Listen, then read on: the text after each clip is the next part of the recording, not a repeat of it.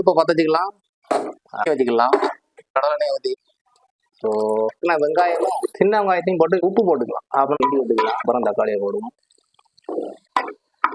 இஞ்சி மூட்டு பேஸ்ட் போட்டால் தாங்க அந்த மணக்க ஆரம்பித்தூள் இறக்குறோம். இல்லை கிராம்பு தூள் இருக்கும், அதை போட்டு உள்ள காட்டுங்க. நல்லா மஞ்சத்தூளை போடுறோம்.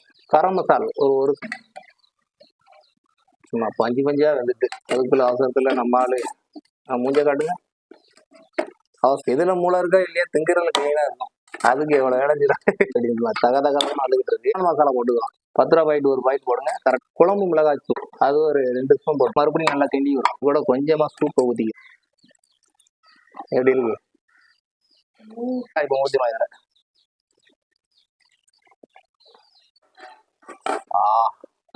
கருவேப்பிலை போடணும்.